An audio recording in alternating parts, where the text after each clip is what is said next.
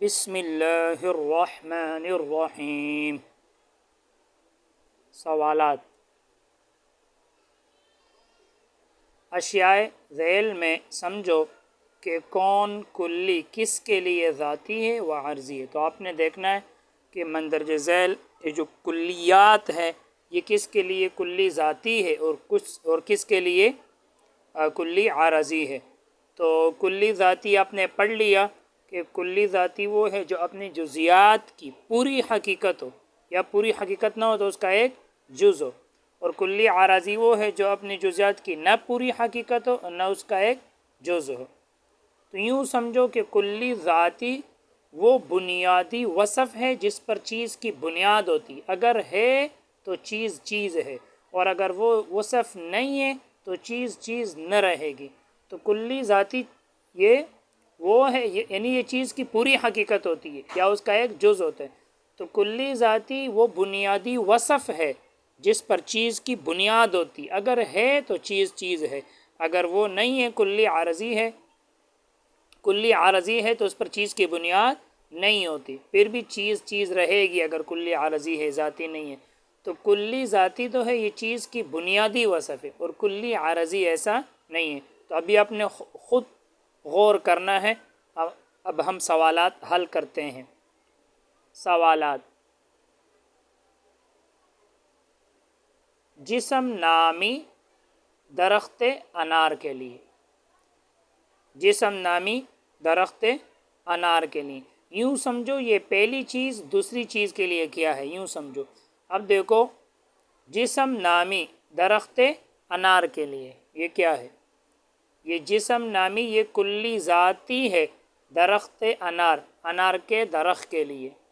جسم نامی کلی ذاتی ہے درخت انار، مطلب انار کے درخت کے لیے۔ کیوں؟ کیونکہ بڑھنے والا جسم یہ ذاتی ہے کس کے لیے، درخت انار کے لیے۔ اب اگر درخت کا جسم ہی نہ ہو، بڑھنے والا جسم نہ ہو، تو پھر تو درخت نہ رہا۔ تو جسم نامی ہونا یہ درخت انار کے لیے کلی ذاتی ہے، کیونکہ درخت کی حقیقت ہی کیا ہے، جسم نامی، بڑھنے والا جسم۔ تو درخت کا جسم بڑھتا ہے، اسی طرح انسان کا جسم بھی بڑھتا ہے۔ تو یہ جسم نامی انار کے درخت کے لیے کلی ذاتی ہے، اگر یہ نہ ہو، جسم ہی نہ ہو، تو درخت ہی نہ رہا۔ آگے دیکھیں، میٹھا انار، یہ میٹھا ہونا انار کے لیے یہ کیا ہے، یہ ہے کلی عارضی۔ کیوں؟ اس لیے کہ میٹھے ہونے پر انار کی بنیاد تو نہیں ہے۔ اب اگر انار میٹھا نہیں ہوگا تو کیا مطلب کہ وہ انار ہی نہیں ہوگا، نہیں۔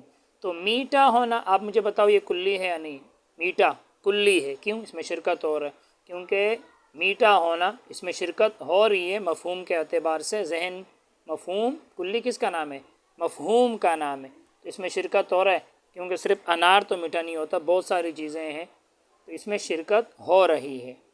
تو میٹھا ہونا یہ کلی عارضی ہے انار کے لیے، کیونکہ اس پر انار کی بنیاد نہیں ہے، یہ بنیادی وصف نہیں ہے میٹھا ہونا۔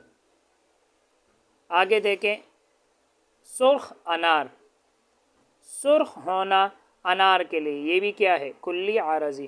آپ پہلے مجھے بتائیں کہ سرخ کلی ہے یا نہیں، کلی ہے۔ کیوں؟ اس میں شرکت ہو رہی ہے سرخ، کیونکہ صرف انار تو سرخ نہیں ہوتا، بہت ساری چیزیں ہو سکتی ہے، تو یہ کلی ہے، اس میں شرکت ہو رہی ہے۔ تو یہ وہ انار کے لیے کیا ہے، کلی عارضی ہے۔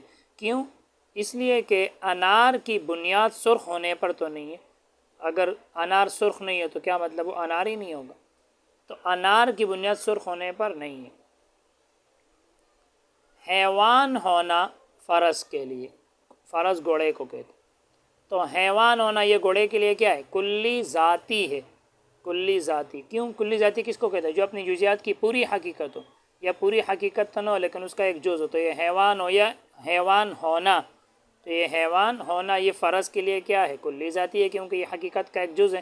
کیونکہ گھوڑے کی حقیقت کیا ہے، حیوان صاہل، ہنانے والا حیوان، تو یہ حیوان ایک جز ہے حقیقت کی، اس پر بنیاد ہے۔ اگر گھوڑا حیوانی تو ہے، اگر حیوان نہیں ہوگا تو پھر تو گھوڑا گھوڑا ہی نہ رہا، حیوانی تو ہے یہ، تو اس پر چیز کی بنیاد ہے، حیوان ہونے پر گھوڑے کی بنیاد ہے، حیوان ہی نہیں ہوگا تو پھر تو گھوڑا گھوڑا ہی نہ رہا۔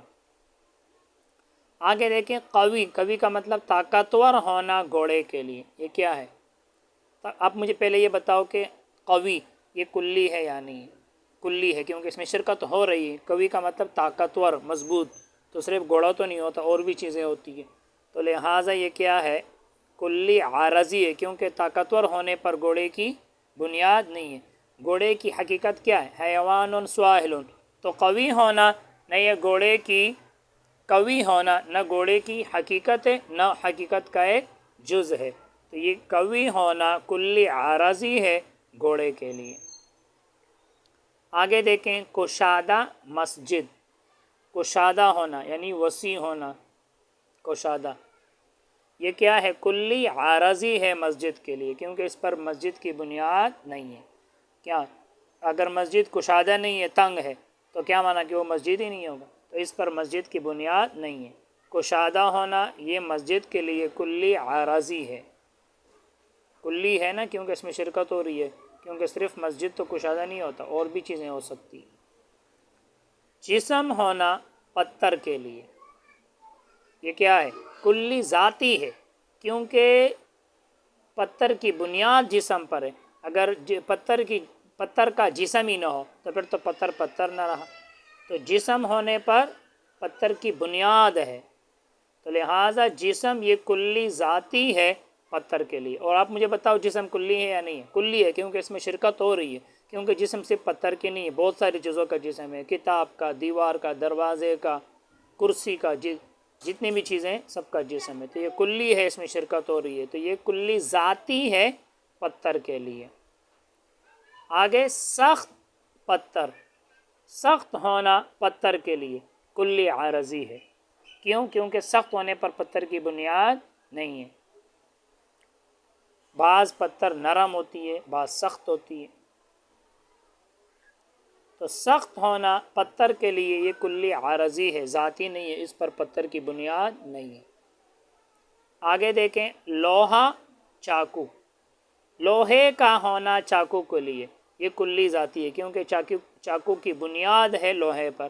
اگر چاقو کے اندر لوہا ہی نہ ہو تو پھر تو چاقو چاقو نہ رہا، کیونکہ چاقو کی کیا حقیقت ہے؟ پیچھے وہ دستہ اور آگے لوہا، اسی کو چاقو کہتے ہیں، تو یہ کیا ہے؟ کلی، کلی کیوں ہے؟ اس میں شرکت ہو رہی ہے، کیونکہ لوہا صرف چاقو کا تو نہیں ہوتا، اور بھی چیزوں کا ہوتا ہے، تو یہ کلی ہے، اور چاقو کے لیے کیا ہے؟ کلی ذاتی ہے، کیونکہ چاقو کی بنیاد ہے لوہے پر۔